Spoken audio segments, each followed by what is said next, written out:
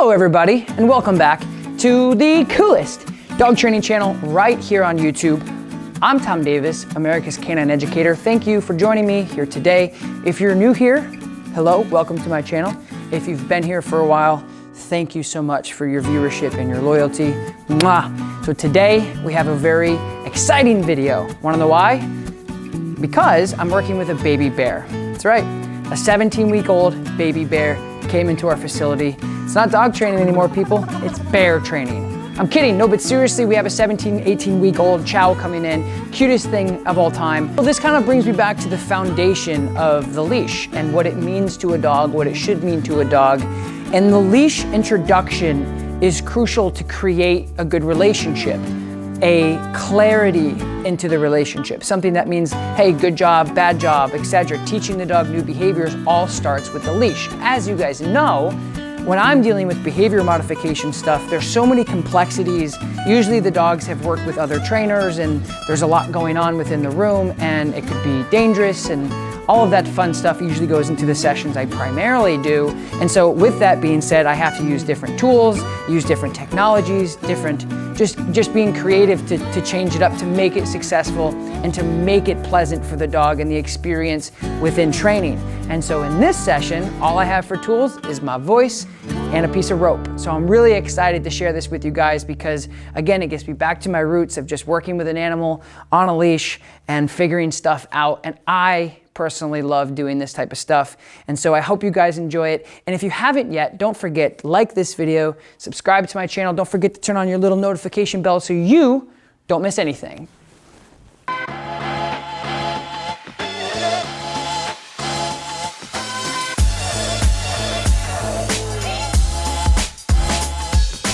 All right, guys, my name's Tom. I'm going to be helping you out today. Yes, we've seen you many times on YouTube. Cool. Cool. And what's his name? His name is Moby. Moby. He named him Moby Dick because when he was the last one coming out, the breeder said he was biting everybody. He was like really. So let's go over basic leash pressure. Okay. So the foundation of the training that we're going to be doing is going to be leash pressure involved. So that's going to be your yes and your no, your good and your bad. Okay. So we're going to teach him how to understand the principles of leash pressure. Awesome. Yep. And then from there, we'll be able to teach him whatever we want. Okay? Does that make sense? That makes sense. Cool. Yes. We'll switch over just to a regular leash here. And we'll see how he does. You guys can actually have a seat. And I'm going to do some of this work now. And again, just teaching him a pressure release system, leash pressure, whatever you want to call it. The point is I want him to understand that when the pressure comes on to the dog, that they should be changing their behavior. All right, so that leash pressure I was telling you about, shake it off, dude. He's going to come out. Moby, come. Pressure. Pressure. Yes. Yes, good job. Well done. So you see that application of pressure? He kind of bucked a couple times. That's a little bit of pushback, like, I don't want to, that's all. And then once he realized, he turned to me, pressure shut off, and I rewarded him verbally. So I added positive reinforcement over the stuff I wanted. Because he's not going to be motivated by anything, we're going to have to do like traditional style of teaching him leash pressure. So we're just going to go this way. Good.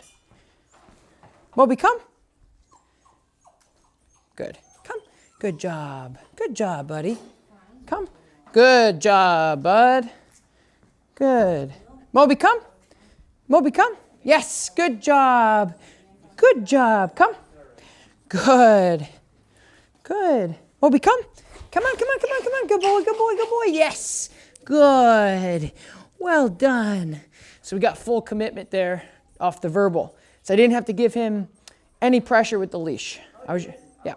Yep. So he's escaping the pressure from the remote via compliance.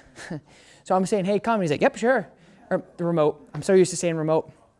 The leash. Good. Okay, let's go. Good. Moby, come. Yes, good boy. Come on, come on, come on. Yes, good boy. Good job, buddy. All I'm doing at the end. Moby, come. Yes, good boy. Good come. Good boy. That was so good. So what happens is when he gets to the end of the leash, he goes, hey, why is it stuck? And then he comes to me and then boom, everything happens really great for him. Does that make sense? I'm gonna do it again. Moby, come on. Yes, good boy. Wonderful job, buddy. Good. So this is teaching him two things. It's teaching him leash pressure. So he knows like, hey, when this is on, I gotta be, oh, okay, right? But then he's also learning recall, which will become. So two things, which is wonderful. Good job, buddy. Good. So now we're gonna take it a step further and we're gonna go back to the heel. So before when I was trying to get in the heel, he was so, I don't like this. Now I'm just gonna simply add what we did with the leash pressure just now and apply it to this. So when he feels that pressure, he's like, what do you want me to do? I'm gonna say heel, boom. So the heel is gonna be walking right next to me on my left side, loose leash. Yep. Moby, heel. Good heel. Good heel. Good heel. Wonderful heel, buddy. Wonderful job. Good job, bud. Auto sit, love it. Good. None. So he got one little, he went that way. He felt the pressure, but it wasn't by me, it was by himself. And he goes, oh, I got to do something different. Right? So that was cool. So the preliminary stages of teaching him, hey, buddy, if that pressure comes on, come to me. And now he just learned through that.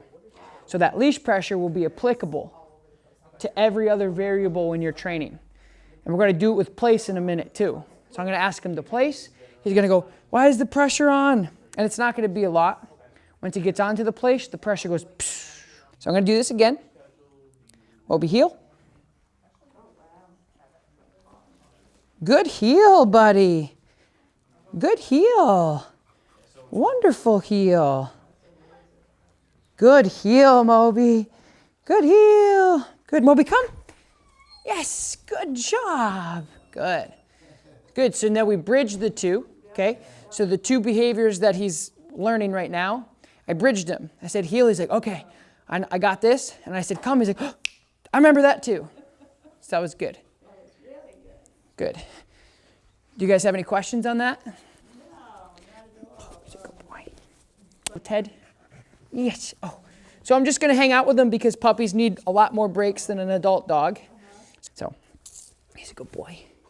Oh, you're being so sweet. Oh, you're being so sweet. He's being so sweet.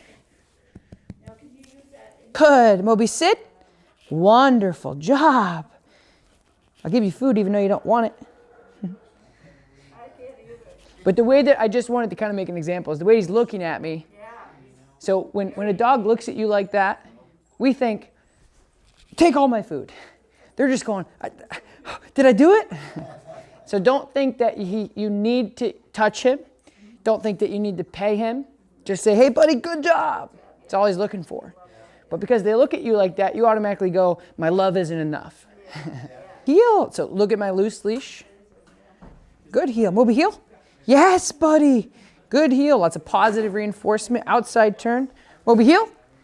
Yes, buddy. Outside turn. Moby, heel. Nice job. Heel. Wonderful. Good boy. I'm going to do a recall. Moby, come. Come. Yes, good boy. Big man. Good job. So all we're going to do is we're going to apply the leash pressure and see if he understands how to shut it off. Okay, just with the leash and the collar. That's it. Moby, place. Yes, good place. Break. Good. So you see how he figured that out? Yeah.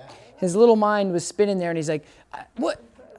And then he felt it and he goes, do you want me to do this? Yeah. And then he jumped on. So that was beautiful. Good. We're going to do it again. And then if he's learning this and we're doing our jobs right, this should get a lot better, a lot faster. Good job. Okay. Moby, place. Place. Yes, good place. Good. Place. Yes, Moby, sit. Good. So see how I use my leash pressure to navigate his behavior with his body. He came off, I put the pressure on, and just like a horse, he goes, good. And then it goes, and then it released. It doesn't matter where you put So we're doing so much stuff with him right now. Teaching him the leash pressure, we're teaching him place, we're teaching him come, we're teaching him heel, and we're also teaching him break. So break is a really, really nice command to have in any dog, but it's huge in puppies because you want to be able to teach them how to shut that off. Just say, hey buddy, good job, break. Just like recess with kids. When we say break, that means he can disengage and we then follow him around within reason, right? So that's going to teach him, okay, you're done. Because we don't want to have a gray area. Are you tired, buddy? We don't want to have that gray area to say like, hey, he's done it in our head. And then he gets off and we're like, hey, good job. Because then he's made the decision to say, okay, I'm done. Do you understand? So we have to control. Yeah. It's like, hey, buddy, do your homework. Does one problem and then walks away. You're like, well, not only is he not doing his homework, but he's then learned that if he just wants to stop doing something, he just walks away because you didn't say anything. So we're going to teach him that. So I'm going to use my leash pressure that we developed to teach him what break is and all that stuff. So we're going to collaborate all this together. And he's not going to learn break right now or tomorrow, but over time, like when I tell my dogs to break, they run away from me. They just gas right away from me because they're like, yoo-hoo! Just like I used to do the kickball field in 5th grade. Recess, see ya, right? But just being able to compartmentalize and decompress and work and pay attention and okay, go to Disney, all that stuff. Making sure that you're the gatekeeper. You don't want the dog to say whether or not, okay, we're gonna go here and then we're gonna do this because then you have that really lopsided relationship. That's not good. Moby heel. Moby place. Yes, Moby sit. Good. Okay, break. Yay. So we actually did 4 because I did the sit. So we're gonna turn, good heel. Moby place. Yes. Moby sit. Nice job, buddy. And we get a distraction walking by. He's stimulated. He's excited to see Zach. But he's like, but I think I should do this instead. Hardly. So there, catches him. Just pull him right back up. Moby sit. Good. And that's important to understand that it wasn't so much like, I don't want you off this because it doesn't matter. But it actually does because I told him, hey, buddy, this is what you have to do. You cannot make those decisions because that's the busy road and that's the squirrel. Zach was the squirrel. You're sitting there having a conversation. You say sit and all of a sudden, boom, he takes it, whoop, right? So you have to make sure that if I asked you to sit, it's not because I want you to sit and ruin your fun. Like when he got off to see Zach, it's not going to be a big deal if he runs and sees Zach, but out there it will be. So you have to make sure we're consistent with what we're asking. Well done. Very good. So him and I are done. We're good. We're on the same page. So he's where he needs to be with me. So now you guys have to do it. And I would like you guys to be consistent with where he's at. So we're going to keep him on our left side.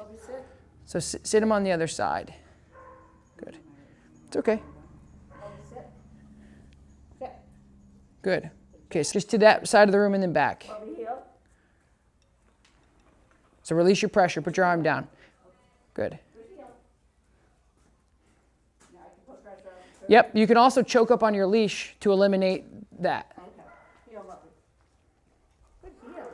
Place. Place. Place, Moby. Now you can give him a little pressure with the leash. Then release. Good place. Make sure, and then, see, it's a lot. I make it look a little easier than it is. Let me see it for 1 second. I want to just show you the timing of what I want you to focus on. And this is very difficult. You're not doing anything wrong. You just don't know how to do it yet. It takes trust me, it takes a long time.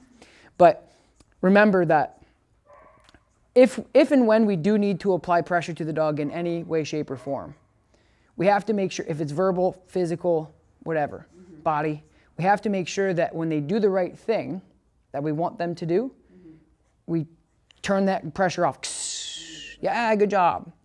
So make sure that, like, if you, like right there when you said place and he needed a little pressure, place, and then right when he steps on there, release, to let him know that's what I wanted you to do.